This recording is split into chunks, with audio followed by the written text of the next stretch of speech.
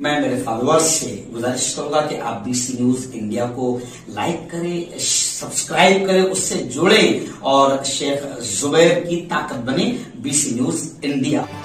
गोळीबार झाला होता, त्यापैकी आरोपी पकडण्यात आलेले, काय सांगू? भुसावळमध्ये 10 जानेवारीला बाजारपेठ पोलीस स्टेशनच्या हद्दीत सकाळी 7:15 दरम्यान एका चहाच्या हॉटेलमध्ये तहरीन अहमद नासिर अहमद या इसमाचे गोळी मारून खून झाला होता। त्याच्यामध्ये CCTVमध्ये 4 जण त्याच्यात गोळीमध्ये एंट्री करून गोळी मारताना दिसत होते। त्याचा तपास सुरू होता आपला। माननीय SP साहेबांच्या आदेशाने स्थानिक गुन्हे शाखेची टीमला इन्फॉर्मेशन मिळालेली होती। ते बल्लारशाह इथून त्यांनी काल 3 संशयितांना ताब्यात घेतलेला आहे। त्याच्यामध्ये त्यांची चौकशी केली असताना एक सलमान अब्दुल माजिद पटेल उर्फ रमीज पटेल याला आपण काल आरोपी केलं होतं, अटक केलेलं होतं।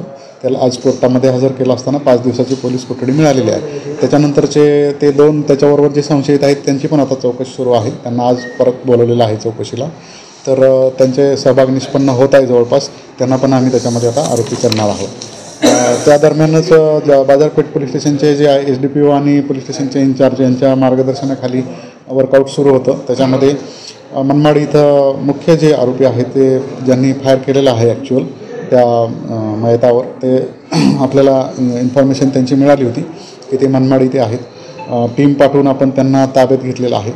त्याच्यामध्ये अदनान शेख युनुस हे भुसावळचे आहे, शेख साहिल शेख रशीद भुसावळचे आहे, अब्दुल नबी हनीफ पटेल हे जळगावचे आहे, सनीस नाईन मोहम्मद आसिफ हे पण जळगावचे आहे। 4 मुख्य आरोपी जे आहेत ज्यांनी ॲक्च्युअल फायरिंग केलेलं आहे यांना आपण ताब्यात घेतलं आहे। त्यांनी गुन्ह्याची कबुली पण दिलेली आहे। गुन्ह्यामध्ये त्यांनी जे वापरलेले हत्यार होते त्याच्यात एक काळ्या रंगाची गावठी पिस्टल, एक काळ्या आणि तपकिरी रंगाची पिस्टल गावठी पिस्टल, एक काळ्या रंगाची तपकिरी रंगाची अजून एक गावठी पिस्टल आणि आणखीन एक काळ्या रंगाची गावठी पिस्टल, असे 4 वेपन आपण त्यांच्याकडून आपल्याला ताब्यात घेतलेले आहेत, आपण जप्त केलेले आहेत। त्याच्याशिवाय त्यांच्याकडे आपल्याला 3 पितळी धातूचे जिवंत काडतूस पण मिळालेले आहेत आणि एक पितळी धातूचे काडतूसाची जी खाली पुंगळी असते रिकामी ती एक मिळालेली आहे। अशा प्रकारे त्यांच्याकडून गुन्ह्यात वापरलेलं जे वेपन आहे ते सुद्धा आपण जप्त केलेलं आहे आणि सर्व आरोपी आपले ताब्यात आहेत। आता जे पोलीस स्टेशनचे इन्चार्ज आहेत राहुल वाघ बाजारपेठ पोलीस स्टेशनचे, ते स्वतः तपास करत आहेत। सध्या आपल्या या गुन्ह्यामध्ये एकूण 7 आरोपी निष्पन्न झालेले आहेत। इतर अजून तपासामध्ये निष्पन्न झाली त्याच्यावर कारवाई करण्यात येईल। याच्यामध्ये 7 पैकी 5 जणांना अटक केलेली आहे। त्यातल्या एकाला पोलीस कस्टडी मिळाली। आता जे 4 आहेत त्यांना उद्या आपण न्यायालयात हजर करणार आहे आणि जे 2 अजून संशयितांची चौकशी सुरू आहे, त्यांच्या निष्पन्न झालेला आहे सहभाग, त्यांना पण आता अटक करण्यात येणार आहे। 4 फेब्रुवारी 2023ला एक मर्डर झालं होतं अफाक पटेल म्हणून या इसमाचा। त्याच्यामध्ये जे आता हे जे तहरीन अहमद आहे आता जे मयत आहेत या घटनेतलं, तर ते त्याच्यामधले मुख्य आरोपी होतं। त्याच्यामध्ये त्याला अरेस्ट झालेली होती। आता जून 2024मध्ये ते बेलवर सुटले होते, तर आता त्यांनी मारलेलं आहे। जे ह्याच्यातले जे आरोपी आहेत हे 2023च्या घटनेतल्या मयताचे जवळचे आहेत, घरातले आणि नातेवाईक आहेत। पुढील काळात अशा घटना नाही घडत, आता पोलीस आपण जे कुठल्याही गुन्ह्यातले आहेत, क्रॉस गुन्हे आहेत मर्डरचे, ते वेळोवेळी आपण प्रतिबंधक कारवाई करत असतो, आपले लक्ष असतं त्यांच्यावर। याच्यातले सुद्धा जो आरोपी मयत आहे आणि याच्यातलं जे आरोपी आहेत त्याच्यावर सुद्धा वेळोवेळी आपण प्रतिबंधक कारवाई केलेली आहे।